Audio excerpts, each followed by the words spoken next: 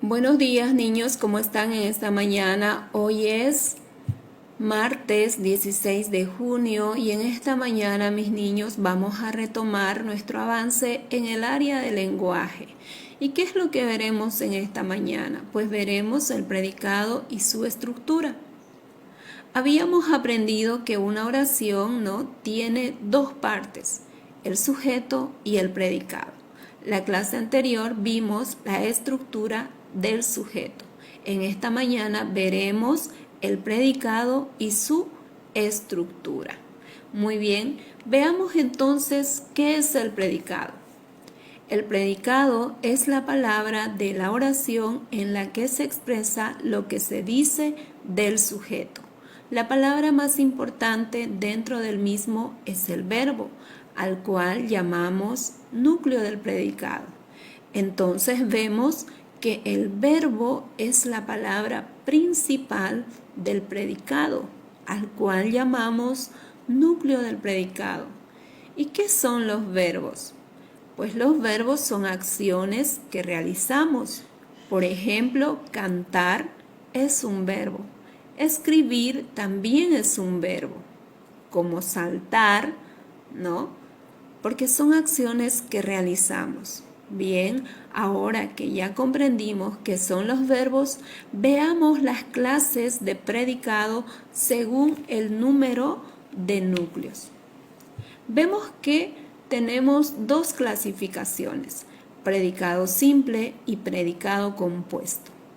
Predicado simple cuando tiene un solo núcleo, es decir, cuando tiene un solo verbo. Veamos un ejemplo. Nosotras utilizamos una carpeta de trabajo. Identifiquemos primero al sujeto y después al predicado.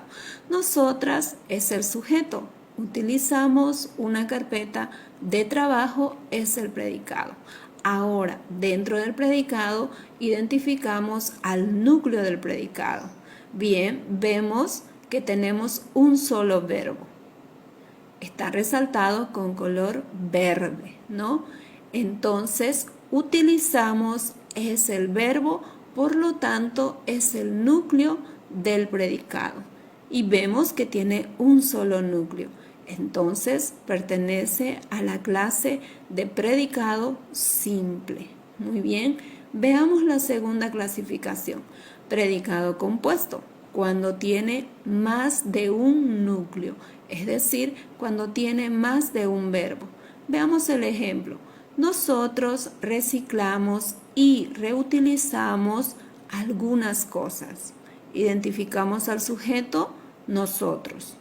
Ahora el predicado, reciclamos y reutilizamos algunas cosas.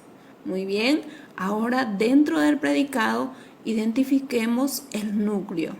Vemos que tenemos dos verbos en el predicado. Reciclamos y reutilizamos, ¿no? Están resaltados también de color verde. Entonces tenemos dos núcleos. Por lo tanto, pertenece a la clasificación de predicado compuesto. Muy bien, para recordar entonces, el predicado simple va a tener solo un verbo, es decir, un núcleo en el predicado. Y el predicado compuesto va a tener más de un núcleo, es decir, más de un verbo. Muy bien, ahora veamos los modificadores del predicado. Los modificadores acompañan al núcleo del predicado y sirven para precisar su significado. Los modificadores del predicado son tres: complemento directo, complemento indirecto y complemento circunstancial. Veamos el primer modificador, complemento directo, que lo podemos representar con estas dos letras, CD, que quiere decir complemento directo. Veamos entonces cuál es el complemento directo del predicado. Dice que es un sustantivo que hace referencia al ser u objeto sobre el que recae la acción del verbo.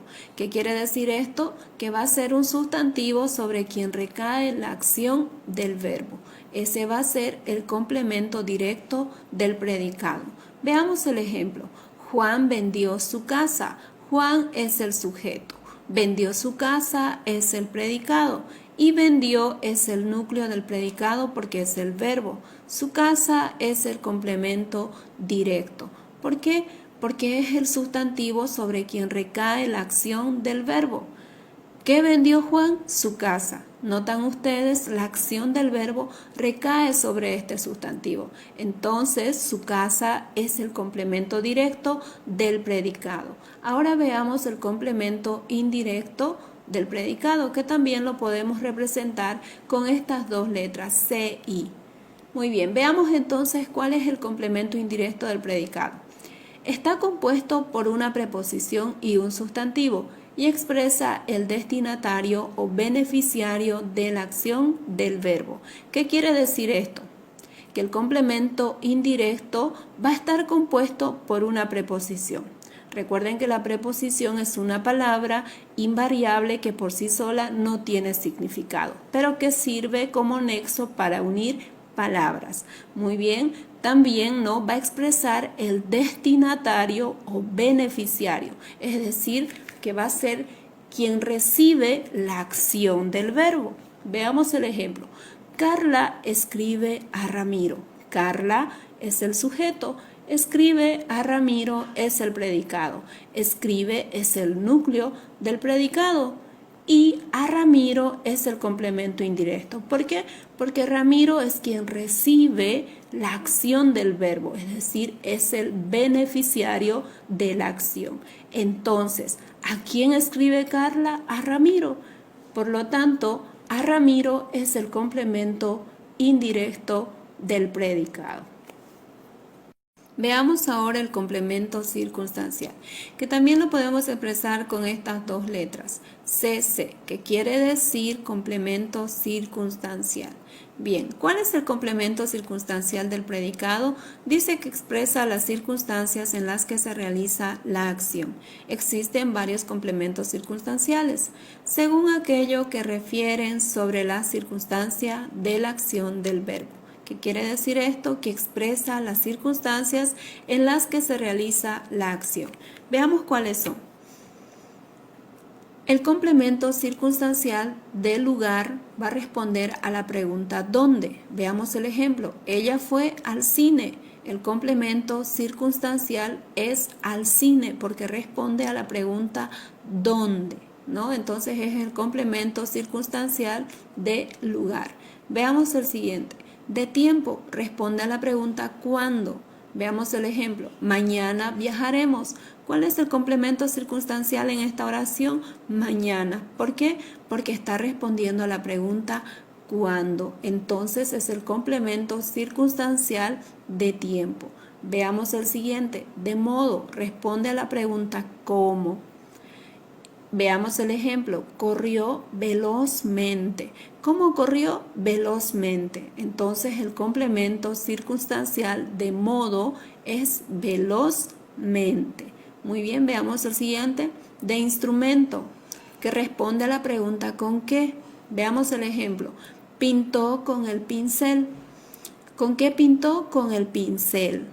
El complemento circunstancial de instrumento es con el pincel. De fin responde a la pregunta ¿para qué? Veamos el ejemplo. María canta para sobrevivir. El complemento circunstancial es para sobrevivir porque responde a la pregunta ¿para qué? Entonces es el complemento circunstancial de fin. Muy bien, niños, hasta aquí nuestra clase.